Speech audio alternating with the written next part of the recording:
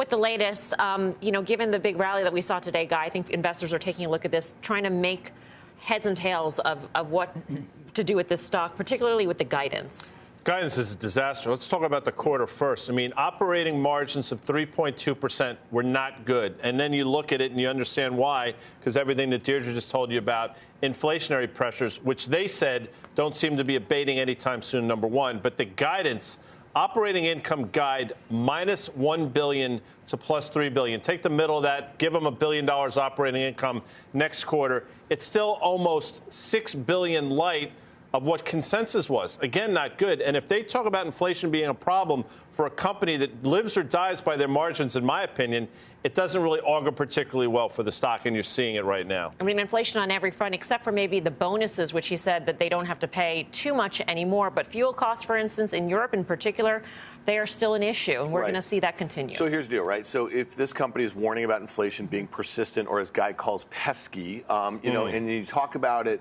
in light of that GDP print this morning. So they just told us demand was good, but we just had this negative GDP print, and who knows? So you put that together, and that really explains why the stock's down 10% given the guidance that they have, because investors are saying this is not likely to get better next quarter either. And that's one of the reasons why when you think about, what Microsoft was able to do in that quarter, what Apple just put up, and I know we're going to talk about that in a second, they just pushed out, in my opinion. If Amazon's correct, we're going to hear this from Microsoft and Apple. And I know they're very different businesses, enterprise, but Amazon has both. When you think about AWS, AWS is great, up 37%. It did decelerate year over year. So I think we're going to see more of this over the next few months. And I just think Amazon, as it led last year, not keeping pace with the NASDAQ and many of its mega cap peers, is probably leading the way to the downside now. Was there anything in the print, Bonawyn, that makes you concerned about the consumer? Because it seemed like he was saying that there's no degradation in ordering, the CFO that is, over the quarter or during the pandemic. That things actually got better in terms of ordering.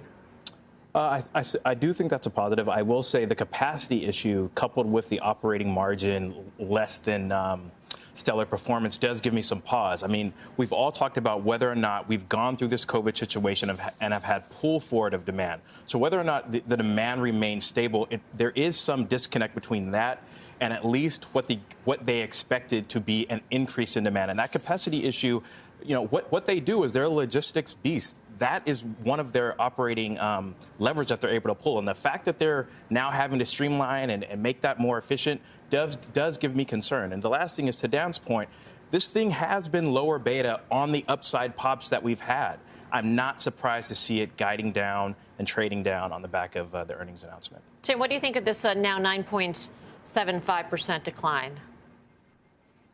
Well, I'll subtract out 5% from earlier today and say we've netted out down 4. I like the reset. I mean, I think you've got a case where also, look, the 7% quarter over quarter revenue growth is the part that should, or year over year to the quarter, should have people really disappointed. And we're talking about pull forward, but the growth rate pre-pandemic was 20%.